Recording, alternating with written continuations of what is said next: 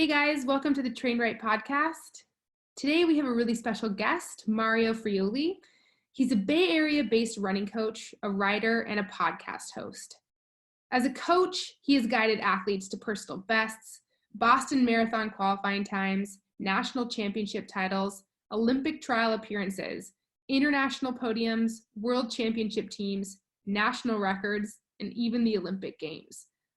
He publishes the Morning Shakeout, a weekly email newsletter that covers running and other worthwhile topics.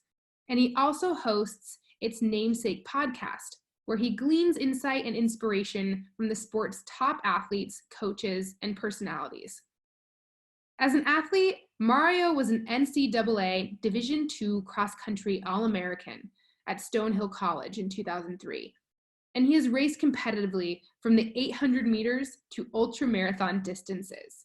There's nothing this guy won't try. He has personal bests, including a 4:09 mile, a 2:27 in the marathon, and a 7:59 for the 50 miles. He still steps on the starting line every now and again when the mood strikes him right. I think we have a lot to learn from this guy, and I hope you guys enjoy this podcast. Welcome to the Train Right podcast. Thanks for having me. Yeah, so Mario, I'm so pleased to have you on. I already did like a little introduction of you. You sent over a nice bio, and I'm just I mean, I know of you, I know who you coach, and I know you a little bit, but just reading your bio and just reading about you, it's just I'm always so impressed. Like just your running, you as a racer in general, as an athlete, is just so impressive, and then the athletes that you coach, I have so many questions for you. Fire away. Well, first of all, I wanted to ask, a couple things. I'll let you choose the direction. First of all, how did you get into coaching? But actually, I think I'd like you to answer this question first, is kind of talk about your history as an athlete, because as a coach, you coach a wide variety of athletes, but as you as an athlete, I'd like to kind of get people aware of kind of where you come from and what you're best at. Okay. So I didn't start running until my junior year of high school. And the only reason that I started running distance was because I had gone to a basketball camp that summer. And one of the coaches who I became pretty close with, his name is Jim White, told me that if I wanted to gain an edge on people for the basketball season and improve my endurance, I should run cross country in the fall. That's what he had done as a basketball player himself. He said it would help me develop endurance and toughness, and Nice. it's competitive and all that stuff. And I said, sure, I'll do whatever you tell me to do. So I signed up for the cross country team at my high school, and we didn't have much of we had a team. We had 6 guys on the team. We didn't even have a full 7. Our coach, guy named Jim Gagne, really nice guy, but he was the janitor at the school, and he was a recreational runner who did 5Ks on the weekend. But Nice. And I don't mean this to talk bad about him, he didn't know anything about training. I mean, our weeks were Tuesday dual meet, Thursday dual meet, Wednesday we didn't do anything, weekends we certainly didn't run, and maybe on Mondays and Fridays we did like 2 to 3.5 miles around town, and that was the extent of it. So for me, I didn't really care much about the training part of it. I didn't think too much about it at the time. I loved to race. I loved going to the Tuesday and Thursday dual meets, having one of the coaches say, go, and then we would just race around the course and first to the finish line win. So my competitiveness was really attracted to that part of running for me. But the training part of it, I was like, this is just a means to an end. This is to get me ready for basketball season. I like this racing thing, and I'll just do whatever I'm told in between. So that's sort of how I got started, and I showed some promise right away that junior year. I won a couple of our local dual meets. Our team never went to any of the big invitationals, but we went to the district meet at the end of the year, and we had no prayer as a team of making it to the state meet. And I didn't really know what it would mean to finish as one of the top 3 individuals that wasn't on the top 2 or 3 teams that would go to the state meet. But long story short, I missed by 1 spot. I was the first person not to qualify for the state meet. And that really lit a fire under my butt, because I was like, wow, I was right there. And this is my first year doing this. I don't really know what I'm doing, and there's no reason I can't beat those guys. And that really motivated me. I still went on and played basketball that winter. Yeah. But I quit like 3 weeks into the season to join indoor track because I figured Really? out at that point that running was what I was better at, quite honestly. It wasn't even like a letter from a college. Like I think the coach had forwarded me along this like general inquiry form from like one of the local schools that was like, "Hey, do you have anyone on on your team who might want to run like collegiately Maybe at a this not guy. very serious program?" And yeah, it was just like an info sheet type thing. And I was like, "Oh wow, and I've never gotten anything like that from a basketball coach before."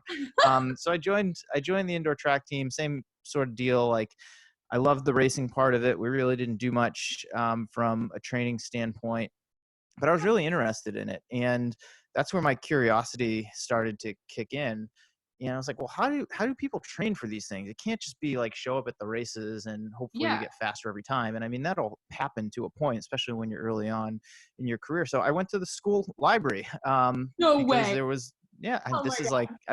this is like late 1990s. So the What? internet was, I don't want to say it was in its infancy, but being able to find information on the internet was not nearly as prevalent as it is now. So I remember going to the library. I Yeah. still have some of these books on my shelf, but I was getting like these like Sports Illustrated guide to track and field, No way. um, like these and I don't mind. I mean, the the overdue fee is probably super high right now because I got these things in like 1998, but I still have them like on my bookshelf. I just kept them from the library, and I Oh just my started God. to read about how people trained for distance events. I was reading about like, Emil Zatopek and Jim Peters and Buddy Edelin and like all of Yeah. these like old names. And I was like, oh, they do these things called interval workouts. And I remember we had a track at our high school, but it was this outdoor track, and it was really strange. It was around a baseball field. It was kind of in the shape of a diamond. It was God. 4.5 laps to the mile. We actually had meets on it. It was 4.5 laps to the mile. Oh my The God. 4x4 handoff was in a different spot. The 800 started like at the top of the straightaway, and then you ran 2 laps of the track. It was really weird. But we had Like another really track like what's like really steep and like hard curves to make if it's a diamond, no? yeah, exactly. Yeah, really, really tight turns. And Maybe that's your I, like, your basketball skills would Yeah, help you with that. but I remember going to the track like on my own one day and doing like 200-meter repeats, Huh. really fast because that sounded like one of the workouts that I had read about, in the book. And I was like, well, if this is Yeah. what these guys did to get faster, maybe this So will help me too. and so where was that transition? Because obviously you quit basketball, then you think, okay, Hmm. I have this promise at running, but you still Yeah. weren't really taking like training that seriously. Like you said, it was, No. you weren't really doing that much. So where did that kind of click or make sense? You're like, okay, if I really want to get good at this, like you were obviously good at racing, like trying Yeah. hard. But like where did Hmm. that click for you that you had to kind of do something more? It's not like a ball sport where you like practice technique. Right. It was spring of that junior year. So I was doing outdoor track by that point, as I just described, and reading all these books and learning more about training, and on my own going to the track and doing interval workouts instead of just doing this like 2-3 mile loop around town.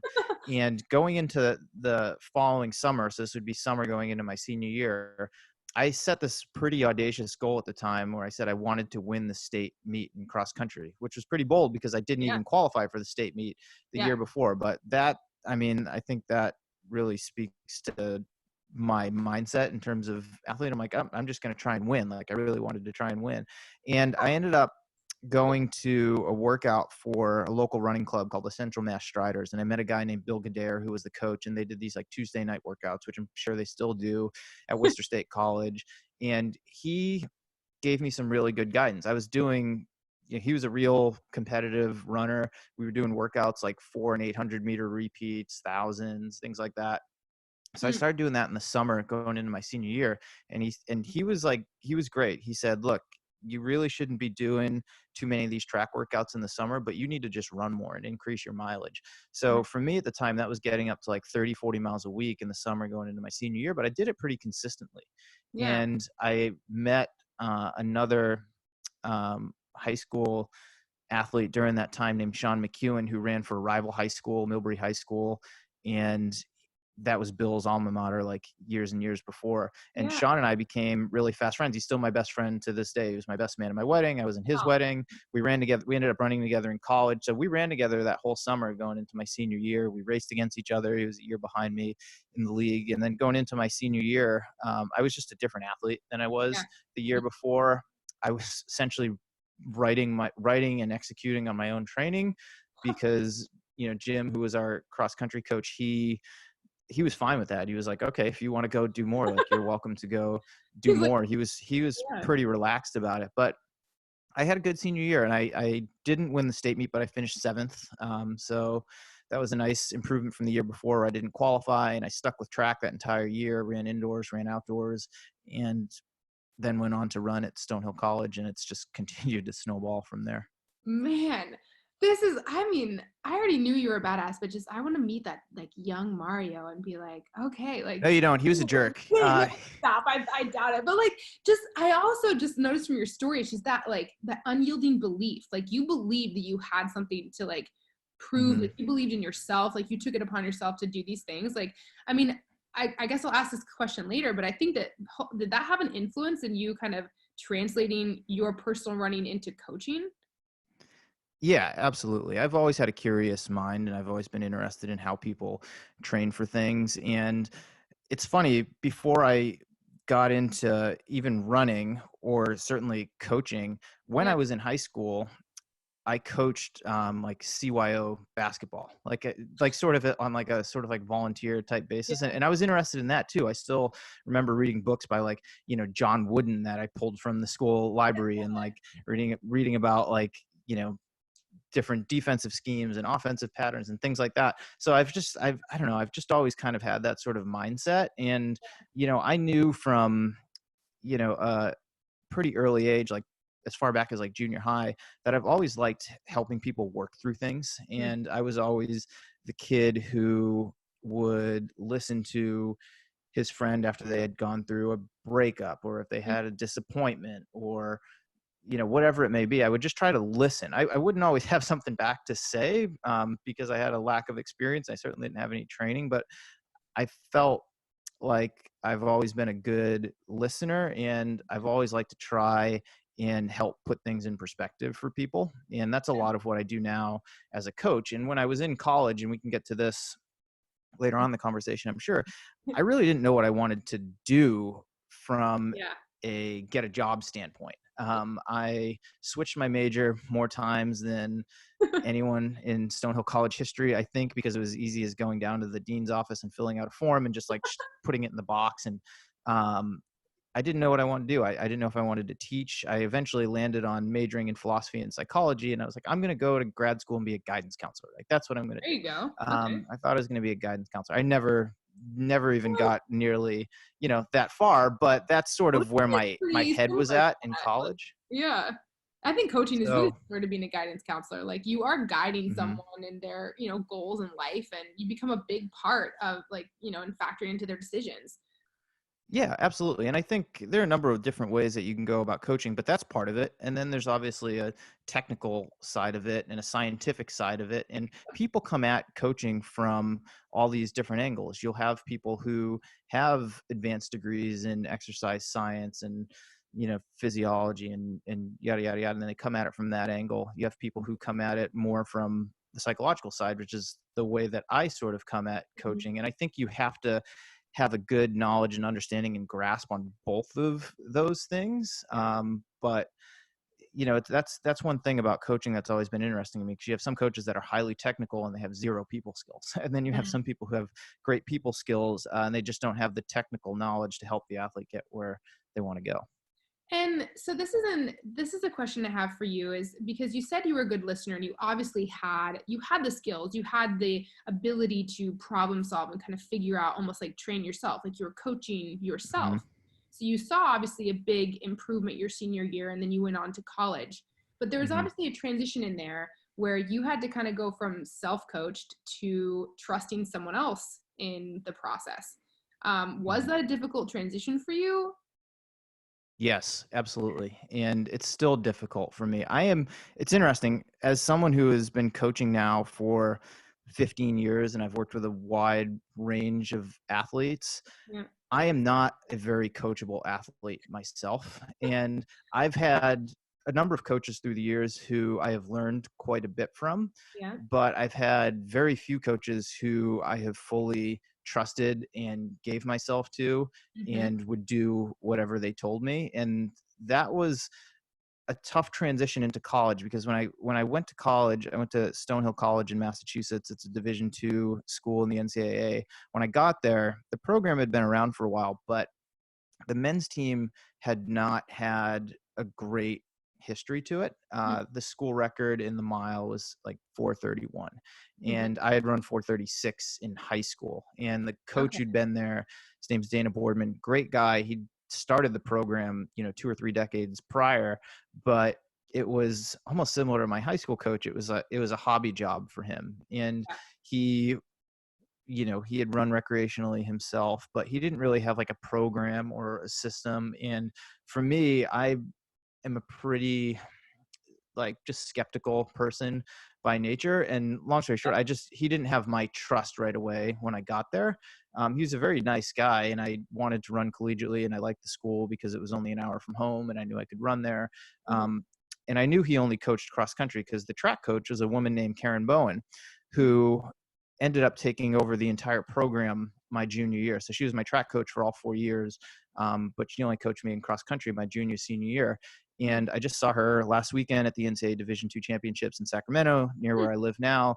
And I would have run through a wall for that woman. If she told me to run headfirst into a wall as fast as I could because it would make me a better runner, I would do it. I mean, that's how much I trusted her. So what And was the difference? Like, can you define this? Because I think as athletes, like I had the hmm same thing. Like I am a very skeptical person by nature, and I hmm like routine, I like habit. And so like when I found a coach that I really clicked with, it took a while. Like I was friends with my coach Adam for hmm years before I trusted him with my training. And still sometimes I'm like, Adam, like please explain this, like I don't get it, or like you know what I mean? Like what is that trust that is the difference between these two coaches that you're able to actually, run through a wall for someone, which is quite powerful. It it's hard to pinpoint one thing exactly. I think it was her just being very upfront and matter of fact and frank with me on pretty much any topic that ever came Yep. up. Uh, Pushing back when I would, as I said earlier, I was like a little bit of a jerk. I would question everything, but she would be very gracious in answering me and giving me the answers that I needed. But at the same time, she would tell me like, when to stop. I don't know. She just built a level of trust with me right away where I was like, okay, like I can trust you to take me where I want to go. I believe in you. She clearly knew her stuff. I mean, her background was, in exercise physiology. She was a competitive athlete herself. I had seen the success that she had had with the women's program Hmm. prior. The way that she organized practices and just sort of like carried herself, it was like, very she was just very pro about it. Yeah. And it's, what she's been doing full time for the last, 25 years now.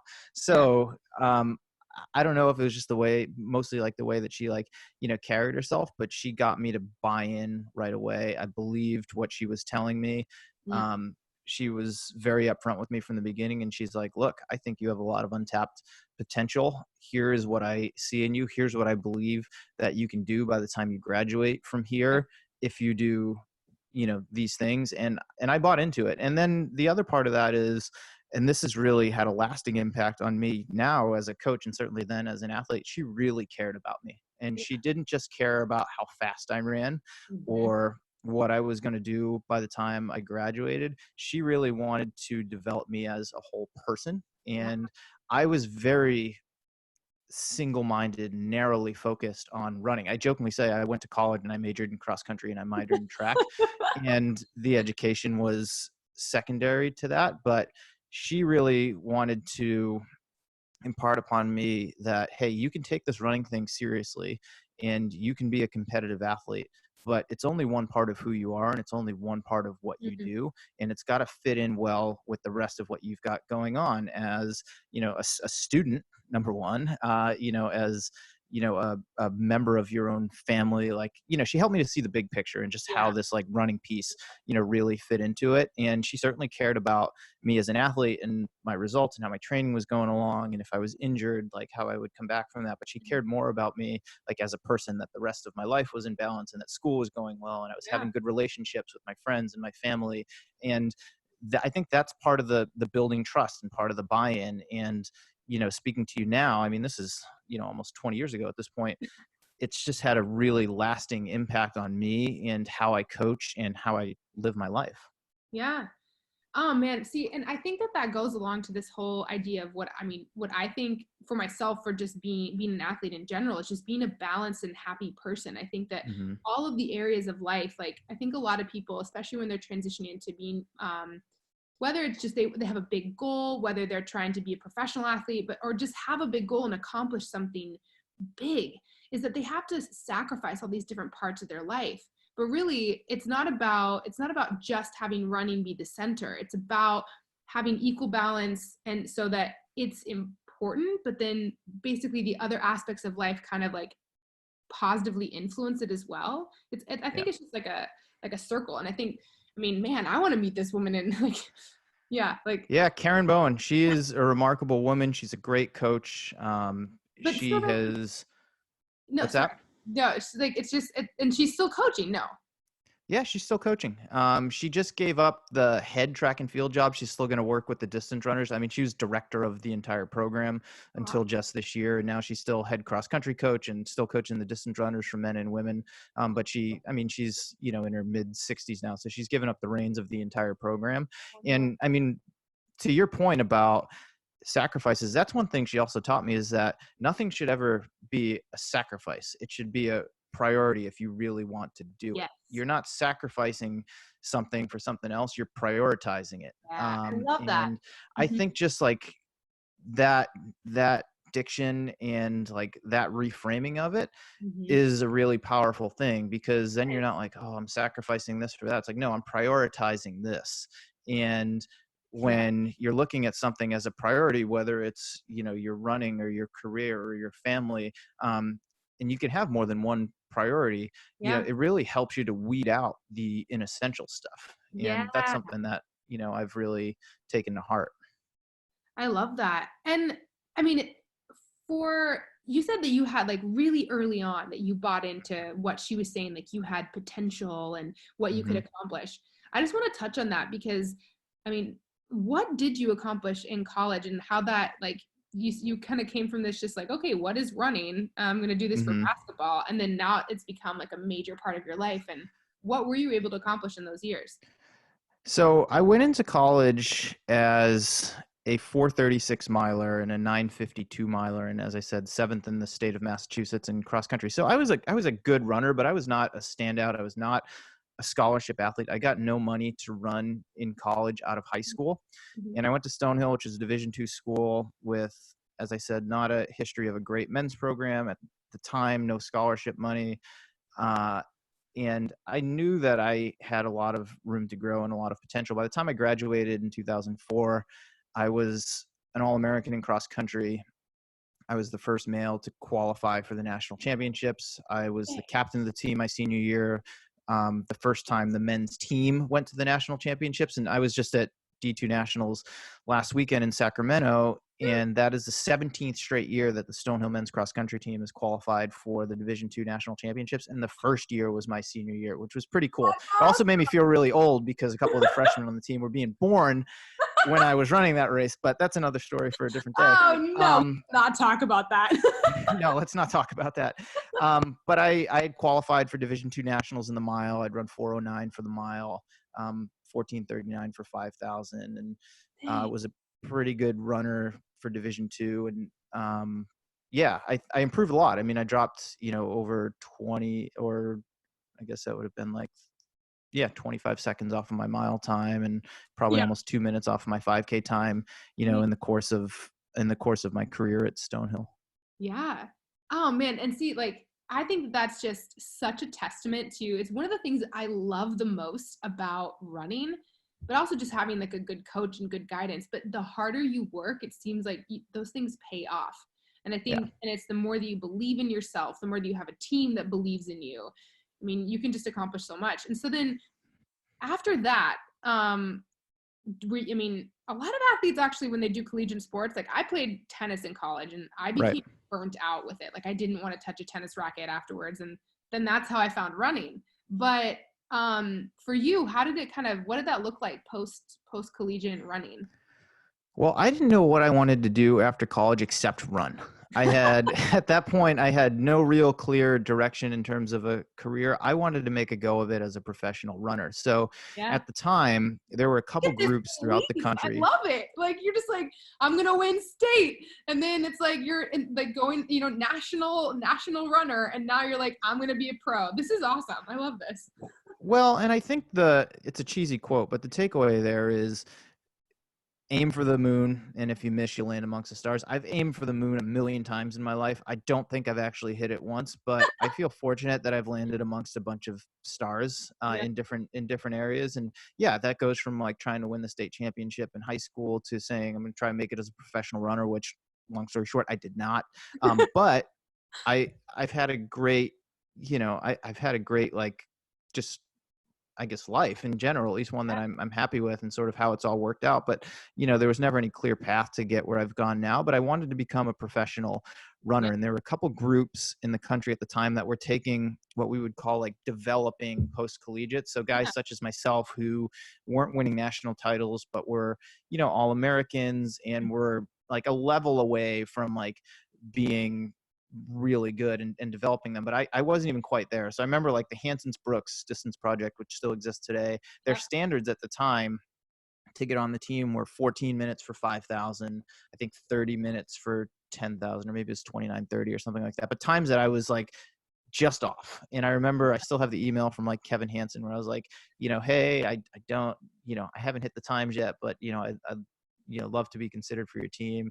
And he's like, yeah, we really need people who are like closer to 14 minutes, but keep at it, and maybe we can talk in a few years. So I was looking for groups, and the only two that I found who would give me a shot were a group that was in Eugene, Oregon called Team Eugene. And it was coached by a guy named Matt Lonergan, whose wife is Marla Runyon, who was the blind Olympian for the United States in 2000, certainly 2004, maybe even 2000.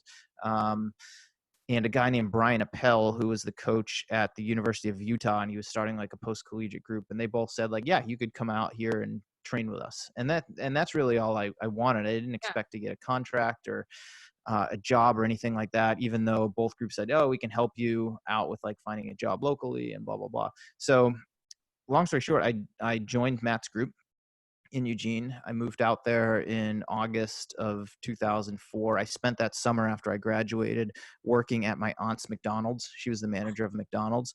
And I worked behind the counter for like, I don't know, $8-9 an hour, whatever minimum wage was at the time, 30 hours a week. Come on, we're talking about the 90s. It's probably like, No, it's 2004. So I mean, whatever the minimum wage was at the time, but I just worked behind the counter. I worked like, 30 hours a week just to save some money because I had none, because I knew I was moving out to Eugene and I didn't want to have anything permanent. I moved out to Eugene with no plan other than I was renting a room from Matt in this house that he had for like $300 a month. And he was going to try and help me find a part-time job, which didn't really pan out all that much. And I was going to train with his group. And he had a couple guys in the group who were, 14-minute type 5K guys, a little bit faster, had been running in some of the road national championships with some success. He had a guy named Kevin Castile who was out there, who was still one of the top masters runners in the country today. And Matt was from Brockton, Massachusetts, and where I went to school bordered Brockton, Massachusetts. So we sort of had that, kind of connection. And I went out there without knowing anyone and without really having a job. I did have a roof over my head and I was willing to give it a shot. And the running was great. And I'd never been to Eugene before. I was like, well, this is Tracktown, USA. This is like where Steve Prefontaine was from, and Bill Dillinger and like Alberto Salazar and like all these guys. Like, this is where my dream is going to become a reality. Yep. And the actual reality was that I couldn't find a job. I had applied for one at a temp agency in Eugene. I couldn't get a job at like even Starbucks because I didn't drink coffee at the time and I knew nothing about it. And like to be a barista in the Pacific Northwest is like, that is a good job to have. You got to know your stuff, even at a Starbucks. So couldn't get a job at Starbucks. Couldn't get a job at the local running shop that helped support the team. They could give me like, I think they said like 5 hours a week, like one half shift a week, which wouldn't even pay for my groceries. So I'm like, okay, that wouldn't work out. So I went and applied at a temp agency, and through the temp agency, I got a job like cleaning out apartments near the University of Oregon. And it was, again, like minimum wage, and I was trying to run like 100 miles a week around it. After 2 months, I was just miserable. I was broke. I was like, I got to get out of here. Like, this isn't like a great fit. I should move back home and figure out what I'm going to do next, because I got to start paying my college loans back and I have no money. And it was Yeah. just like, yeah, a very like, in retrospect, I'm like, it was pretty bold of me to go out there as Yeah. a 22 years old, not knowing anyone, not having any money, having no real plan, other than to run. But I learned a lot in those couple of months, and I moved back home to Massachusetts into my parents' basement. I was scouring the want ads in the newspaper for a job, the classifieds, those, little small print things. And I found a listing for a job at that newspaper, the Worcester Telegram Gazette, in the sports department for 16 hours a week, 4 4-hour shifts, from 5 to 9 p.m. And it was in the sports department, answering phones and taking stats from high school and college coaches. And I would take those stats, and I would be the guy who created the box scores in the back of the newspaper. And then I would write these little like 2 or 3 sentence roundups. So I got that job right away, and it just sounded fun to me. I'm like, oh, I read the sports page every day. This will be great. It's my hometown newspaper. I've been reading it since I was like a little kid. That's not going to be enough to pay my loans back, so I need to find something else. I found another job at the newspaper, which was in the morning, working in telemarketing Monday through Friday. Oh my God.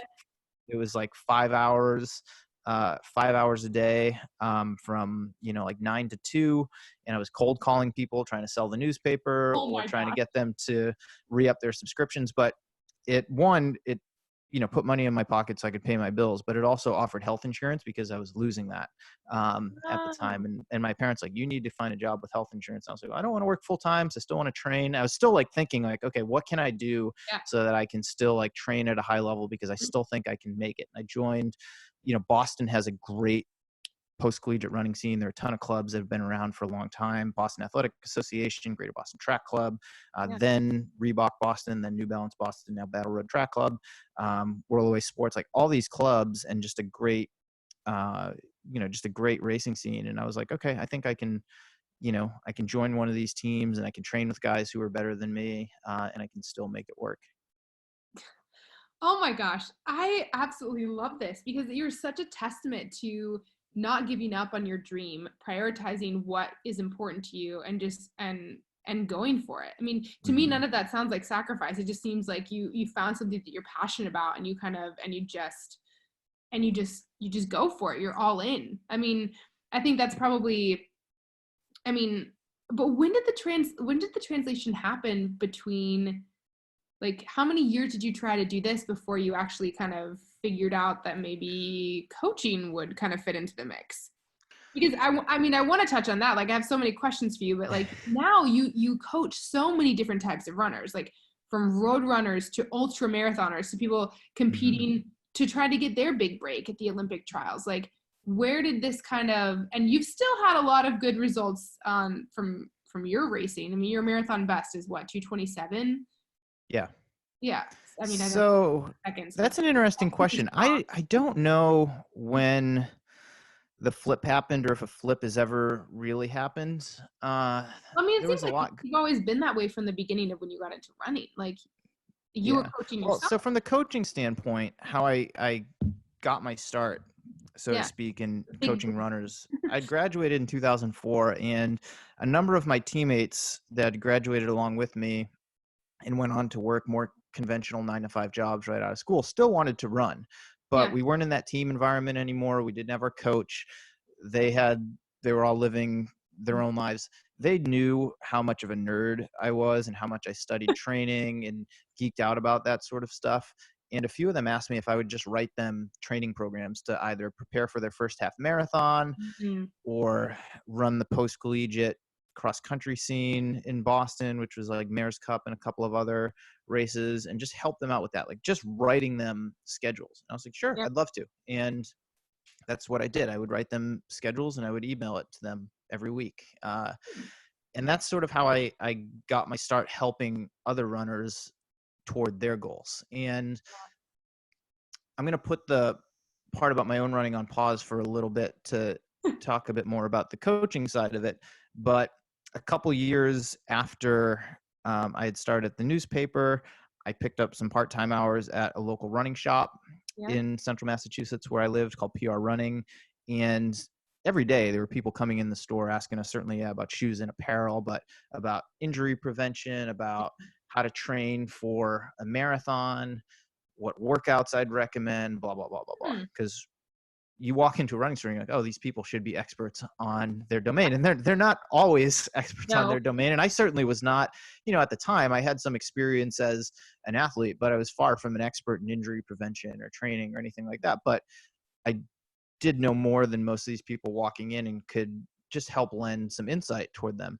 Hmm. And some of those customers asked me if I offered coaching. And I said, Huh. sure, I'm happy to coach you. And I didn't take any money for it. I remember there's this woman, Wendy, that I worked with. She was in her late 40s. She'd never run before. She wanted to run the 5K at this Disney event with her daughter. That's Could I amazing. help her run her first 5K? And I would meet her at the track every Wednesday, and we would like run the straightaways and jog the turns and run the straightaways and jog the turns. And I would write her little walk run programs. And she finished her 5K and caught the bug, and it snowballed from there and went 10K to half marathon and marathons. I was working like with that type of athlete. I was also doing some freelance writing at the time for now RIP Running Times, which is my favorite running magazine of all time. I Yeah. wrote for them for a couple of years, and I was writing training articles, not where I was the expert, but I was the writer, and I would go seek out experts and ask questions about training and formulate an article about how to taper for a race or different types of long runs that you could do. And I had some people reach out to me after reading those articles via email saying, hey, do you offer coaching? I'm like, sure, I offer coaching. And I would help them train for their events. I didn't have a website. I didn't have any software that I used. It was just me emailing them schedules every week, and texting wasn't quite as ubiquitous as it is now. You could certainly text, but it was a lot harder to do on those little flip phones. Oh man, I remember that. Like, yep, exactly. You But had to press the number 3 times to get to the letter you needed. yeah, but I always had like 3 to 5 athletes that I was working with, at any time while I was doing other things to make my living, whether that was, I worked at the newspaper for a while, then I was like part-time at the newspaper, part-time at the running shop. Then eventually I was full-time at the running shop and doing some freelancing. And then eventually I moved on to work at Competitor Magazine for 6 years and coaching all along through this. But that certainly evolved. And it was, always it wasn't even a side hustle. It was just something I did on the side. So I didn't make any money from coaching until probably like 2011. And I always enjoyed it. And it was, I had in my mind at the time, like, wheels started turning. I'm like, okay, I want to spend my working time coaching other runners. I really enjoy that. If I could find a way to do that for a living, it'd be great. I had no interest in coaching high school or college, mostly because I didn't want to deal with bureaucracy, parents, or politics. Oh, But yes. I liked coaching one-on-one athletes. I liked coaching local runners, but I didn't know how I was going to be able to do that, professionally. And then I wanted to write. I've always loved writing. I majored in philosophy in college, and one of the reasons I majored in philosophy is because I didn't have to take many tests. I had to write papers instead, and I'd much rather write a paper than take a test. Oh man. And Yep. when I worked at the newspaper, as I told you, that first job that I had taking stats over the phone, I had to write these little 2-3 sentence write-ups for high school and college games. That was like a huge thrill for me. I love taking these like tiny little bits of information and forming a story out of it. That I hadn't even been to the game, but I was like, okay, give me a couple little nuggets to work with, and I will try to write the best 2 to 3 sentence roundup that I can possibly write. And I got a huge thrill when I would see that in the paper the next day, even though my name wasn't on it. I was like, oh, I had like just this little bit of information, and like I told someone what happened in that game. I thought that was pretty cool. And I eventually started writing more, and I was doing some interviews for some now defunct websites, mensracing.com, fastwomen.com. So I was planting a lot of the seeds for what I'm doing now as someone who spends most of his working time coaching and then also writing and asking people questions over my podcast. Well, because exactly. You have a podcast. I've been on your podcast, the Morning You Shakeout. have. One of So my favorite episodes. it's one of my favorite episodes. That sounds really weird and narcissistic, but it's not. Well, it was just a really great conversation, and I had no idea what to expect going into it. An hour and 42 minutes later, we realized we had to wrap things up. I know. I feel like, yeah. I mean, yeah.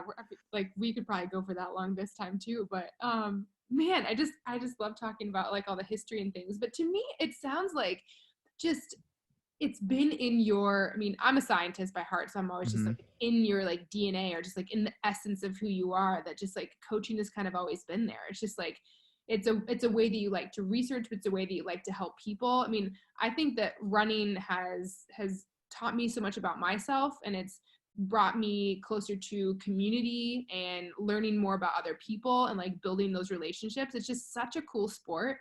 And I think coaching can be a really cool way to support someone in like a very selfless way to like help them achieve their goals, no matter how basic or audacious they are. um and There's I nothing more gratifying than that, Yeah. really. To see someone accomplish something that they set out to do long ago, and taking that a step further, accomplishing something that they couldn't even see Hmm. maybe a few months or a few years prior. There is no better feeling than helping someone realize that, and seeing that happen when you're actually at the race and you can be there to witness it, or just like, I don't know, almost like see the light bulb, go off when Yep. things like really start to click for them. They're like, oh, maybe I am capable of Yeah. this, and it's just going to take like a little bit more work or whatever. Yeah. And to be there like every step of the way along with them, like guiding it and kind of learning from one another. I mean, a question that I have for you is because, I mean, primarily, I mean, I'm an ultra runner and I know you Hmm. coach ultra runners, and I mean with CTS, like we focus on like ultra running, coaching people as well. I just think it's interesting because the world of ultra running, I think, is in its kind of infancy, at least in the United States. I mean, Hmm. um, it's a rather niche sport, but it's growing in popularity. Versus road running, it has a huge history. It's quote unquote mainstream, especially like in the United States. Track, cross country, this kind of stuff, even up to the distance of the marathon. But there's more and more people, I think, who are coming from the road side of things. Maybe they've like missed the mark with like these super fast times of like an Olympic trial marathon. They're really fast, talented people, and then they're kind of like trying their realm in ultra running, and some of them blow up, like they learn that maybe it's not as translatable, but others are just having like great success, and I see this like crossover. Do you as a coach think that there's like a purpose for like road leading to trail, or like if someone's an ultra runner, like should they run roads? Yeah. That's another interesting question, because people get into ultra running, as you just described, for a number of different reasons. I think, speaking for some of the athletes that I coach who are now accomplished ultra runners and got into it from that competitive road background, Yeah.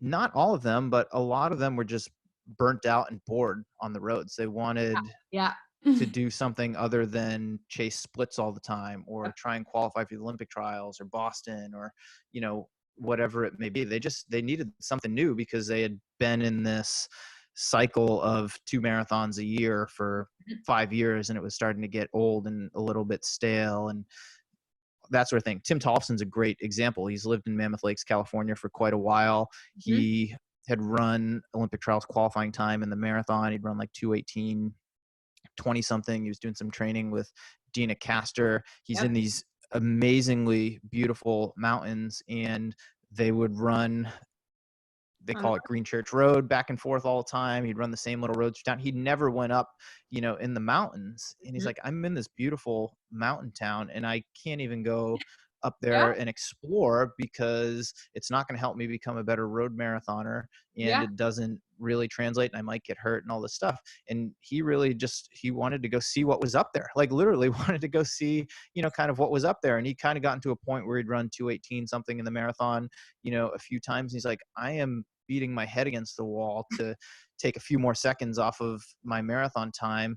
And I don't want to let that define me as a runner or put all this pressure on myself that if I don't run faster in the marathon, then I'm not successful. Like, let Mhm. me like dip my toes in this ultra thing and Mhm. see Wow. what's there. Yeah. And here we are 5 years later, almost 6 years later. And it's funny, speaking about Tim, like I want him to go back and like actually train for another road marathon at some point to break things up, because he's been all ultra all the time now for the Yeah. last five Yeah. or 6 years. Yeah. Um, but he's had great success at it. And I think, to answer another part of your question, you do have some faster road athletes who get into ultra marathons, and it humbles them right Mhm. away Mhm. because they have this high level of fitness, but they can't really use it yet for whatever reason. Yeah. Yeah. But if they give themselves time, and they give themselves time to develop their skill and get comfortable like in those types of environments and learn how to fuel properly, Mhm. um, they are, from a pure fitness standpoint, they're at a different level than a lot of the people who are getting into ultra running from Yeah. different backgrounds, and that puts them at a huge advantage. But oftentimes it takes a few years because they have to gain a lot of experience, especially on technical terrain. I mean, someone like Rob Carrara is a great example. I don't Yep. coach Rob, but Rob was a very good 1500-meter runner Mhm. at Butler. He would run like 2:24, in the Mhm. marathon. I remember him telling me that when he first moved to Flagstaff, one of the first trail runs that he went on, he was like, what the hell am I getting into? This is like super technical. I'm going to break my ankle, blah, blah, blah. And now, like, many years later, he's like, oh, that I've learned that's like the most mellow trail that I run now, and it's no Yeah. big deal. It And just took I'm him a few years to kind of exactly. get comfortable with it. Yep. And I remember So running with him in like Chile last year, and he was like, Hillary, this is the most technical trail I've run on. And it was actually like a really technical trail. I was really proud of him. And of course, he comes in his little like road flats. I'm like, Rob, what are you doing? Like, yeah. so He's a there's guy who ran Western States and Lunar Racers for the longest time, which is, road, I I know mean, a road cheer is great. so insane. But no, I mean, so I know that you still coach people who are, trying for the Olympic trials. And then you also coach these like a 5K runner, and you also coach hmm ultra marathoners. Is it hard for you to kind of like navigate the differences in like a training plan for a short distance runner versus a long distance? Or do you think it's kind of like the same overall recipe? No, it's certainly not the same overall recipe, but it keeps things interesting for Yeah. me. I like working with a wide variety of athletes, and that's both in terms of disciplines, Mhm. experience levels, and competitive goals that people are chasing after. That keeps things like fresh and exciting for me, Mhm. because I'm working with someone one day who is trying to qualify for the Olympic trials, and then I've got someone who is trying to finish their first 50K or 50 mile, or someone who's trying to get on the podium at UTMB. And it keeps that diversity keeps things Yeah. interesting for me. And I mean, I had zero interest or knowledge of ultra running prior to 2014. I moved to the Bay Area 2014. I fell into a great community with San Francisco Running Company. All these guys that were suddenly my training partners were all preparing for Western States Mhm. 100, which I had heard of, but I didn't know anything Yeah. about. And my curiosity got the best of me. I started asking them questions. This is like Dylan Bowman and Brett Rivers and Jorge Maravilla and Alex Farnham. How do you train for these things? Mhm. Like, do you Yeah. go like someone for me is racing, like we race a marathon, it's 26.2 miles. Our long runs like 20, 22 miles. Do you go on 80-mile long runs? Like, what do you do? Like, I had no idea. Yeah, because I mean, Um, if you come at it from a marathon training point of view, like you would think so. yeah, I'm like, I have no idea. I'm like, do you do speed workouts? Because you're never Yeah. really running that fast when you're Yep. running, 100 miles. Like, how does this work? So I was really curious about it from that standpoint. As an athlete, I had raced marathons to that point. I'd never gone beyond that. And within 3 months of moving here, I ran my first 50K. And I still remember being out on a run with Brett Rivers. We were all running the Way Too Cool 50K that year. And Brett's like, yeah, like totally serious. He goes, yeah, this is speed work for summer hundreds. And I'm like, I don't know if I can make it 8 more kilometers for a marathon. So just like the mindset of it was very different. And much like when I was in high school, just getting into the sport, curious about how people train to run faster, I became very curious about how do people train to run longer and run longer successfully. So I just started asking questions of these people, started reading whatever books I could find. Wasn't really into podcasts yet, but just trying to dig up as much information as I could find, and honestly couldn't really find a Well, ton I on was it. just about to say And it because ultra running, I think from a scientific perspective and as far as like publishing, like there's not really that much published scientific data for ultra running. There is for maybe I would think like this like cross country skiing, right? There's like yeah. 50K races for that, or like actually when I was looking up this stuff, it was like the most information I could find about endurance racing was from horse races. Mm-hmm. Like that's, I mean, the birth of Western states, but literally there was like, and they would take it the same way. Like these stallions would race these like 80-kilometer, 100-mile races like twice a year. And there's all these training protocols for them. And I was just like, huh, okay. And a lot more has come out Yeah. in the last 5 years since I first started dipping my toes in this deeper water. Yeah. But for the marathon, in other events, but like 5K, half marathon, these are like very like standardized differences. And I mean, up to like the half marathon, like you can run mile, 5K, 10K on the track or on the roads, but the training is not really much different. Maybe you do more road workouts when you're getting ready for a road race versus the track, but you could still do track workouts and get ready for the road. Yeah. In the marathon, you can run a fast marathon, or you could run like a hilly marathon. But if you're trying to run, just to use a round number, like you're trying to break 3 hours in the marathon, you're going to go to like a course like CIM that's known as flat and fast. And that's where you can get into that 650 rhythm and break, 3 hours. Mm. It's a different course than say New York, which is hillier, and it Yeah. breaks up your rhythm because it's, more of like kind of cross country style, and your splits are going to be a little bit more erratic. But maybe there you run a similar effort and you run like 305 or 306 rather than 259. So it's like the difference in the amount of time that you're out there is not that much from like a quote unquote hilly marathon course to like a flat marathon course. Whereas I start looking at these ultra races and you're like, oh, well, here's way too cool, which is like a quote unquote fast 50K, on the trails, and the top guys are running like 3 teens to 320, and the top women are running like in the 340s, 350s, versus something like say Speed Goat, which is like, if you're a top male, you're running, not 3 hours and 15 minutes, but more No. like 4 hours and Yeah. like 5 hours. I don't even remember like Yeah. what. I won that race in like 6 hours, 40 minutes, something like this. Yeah.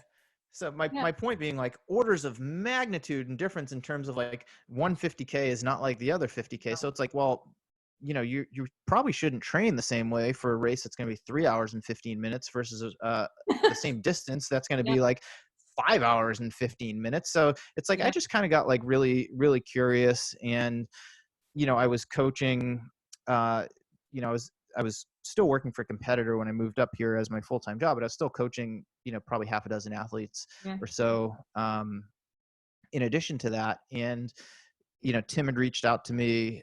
We'd known each other before he got into ultras and before I started coaching ultra runners. And, he asked me if I would start coaching him for ultras. He had already won the US 50K title on his own in his first, in his first go at it. And he kind of got into that cycle of like, oh, there are all these races and all these opportunities. Like I need someone to help me put the brakes on, or I'm just going to burn myself out because I want to have a long career. And I was like, dude, I've never coached an ultra runner. Like I'm interested in it. I'm curious, but I'm like, I've never coached an ultra runner. He's like, well, I haven't really run many ultras. He's like, we'll figure this out together. And I mean, the two of us have been working together for the last 5+ years, right around the same time. Ia Wang, who lives in the Bay here with me, I had gone running with her quite a few times. She knew that I was coaching, read a bit of my stuff. She comes from similar background to Tim, whereas, I mean, she didn't run collegiately, but she had run some fast road marathons and half marathons and, had already dipped her toes sort of in the ultra world, but hadn't had, the success that she thought she could have yet. And she asked me if I would start coaching her to get ready for, this was the Lake Sonoma 50 mile, the first year that she ended up winning it, but she hadn't even finished a 50 mile to that point. And I told her the same thing. I'm like, look, I'd love to work with you. I'd love to coach you, but I've run 150K. I think I'd run maybe 2 at that point. I was like, that's my experience as an athlete. And I've never coached an ultra runner, and I'm still trying to understand how to sort of like best prepare for these things. But there was, I mean, they'd have to answer this question, but there was something that I guess, about my background or experience that they wanted to work with me, toward this goal, knowing that I didn't have a ton of experience. And I mean, they were essentially sort of my guinea pigs, and I'm Yeah. fortunate that I'm still working with a lot of them, today. But that was sort of my education, along with like, reading articles and books by one of your colleagues, Jason Koop, and Yep. how I still have like Hal Corner's Field Guide to Ultra Running. I was reading through like all this like kind of old older stuff. And I don't know Yeah. where I'm going as I'm rambling here, but Oh, that was like my my education to coaching ultra runners. But I was still also coaching marathoners, half marathoners, 5K yeah. runners. And I think as runners and maybe as coaches, you have people who like will pigeonhole themselves. They'll say, I'm an ultra runner, or I'm a Yep. marathoner, or I'm an ultra marathon coach, or I'm a marathon coach, or I Mhm. coach beginners. And for me, like I've never really tried to put myself in any one silo. Like I love running. I mean, that's like one of the things about my, entire career as an athlete, as a coach, as someone who's worked in the media. I'm interested in all of it. I'm interested in why people get into something like an ultra race as much as I am to like as much as I am like how they train for it. All these different disciplines like within running, I think people tend to stay with what they know and maybe what they're most comfortable with, or where they feel like they fit in the best. And for me, I have just always had a natural curiosity, but an interest in all of it. I want to, I want to understand all these different corners of the sport, from a motivation standpoint, from a storytelling standpoint, from a technical and training standpoint. And I mean, I think that's, why I work with the range of runners that I work with from a coaching standpoint. Like I work with ultra runners, I work with marathoners. I had people this summer who were training for mile races on the track, and I Yeah. love all of it. And it's the same thing with what I do with my podcast. I've had Yeah. accomplished ultra and sky runners such as yourself on. I've had fast marathoners on like Shalane Flanagan and Des Yeah. Linden. I have had people who are using running to do good in the world through stuff like Girls Gotta Run or Back on My Feet. Like I'm just really interested in the different ways that people are using running for competition, to do good things in the world, for self-improvement.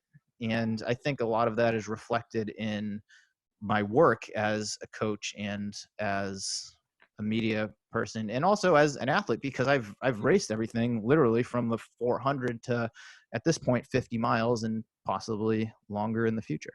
I love that. Oh my gosh. I mean, I think this is a perfect place to end. And I think the overall take home message, I think, is just to stay curious. I mean, Yeah. we're like, we can learn together. And I think you're right. Like running is running, and you don't need to pigeonhole yourself into one discipline or one type of trail running, or, like I only run, this distance, or, I only run non-technical trails. I mean, the whole world, like you can learn so much about it. And if you're just willing to try, I think that's where the magic is. Yeah, I think the takeaway from this conversation is be curious, ask Yep. questions, be open-minded, be okay with trying new things, be okay with failing Yeah. at those things, and embrace it all. Yep. I think when you embrace it all, and even if you aren't particularly attracted to running 50 and 100-mile races, get to know people who do and understand, why they're going at it the way that they are, and vice versa. And I think if we can all do that, we're going to be more well-rounded. We're going to kind of understand people better. And Yeah. I've learned a lot about, just from like a training standpoint, like a lot of what I've learned over the years training 5K runners, half marathoners, I can apply to coaching ultra runners. And what I've learned coaching ultra runners, I've been able to take back and like switch some things up with how I prepare half marathoners and marathoners. And Yeah. I wouldn't have that kind of perspective if I wasn't curious, if I didn't ask questions, and if I didn't care to understand like this whole other side of the sport that was previously foreign to me. Yeah. And to believe, like to go all in something that matters to you, in Yeah. whatever Again, capacity. it's making it a priority, not a sacrifice. Yeah. Oh man, the wise words. I love this. It's been such a pleasure having you on. Thank you so much. Thank you so much for having me. This was great. It's always fun talking to you, Hillary. Ah, you too.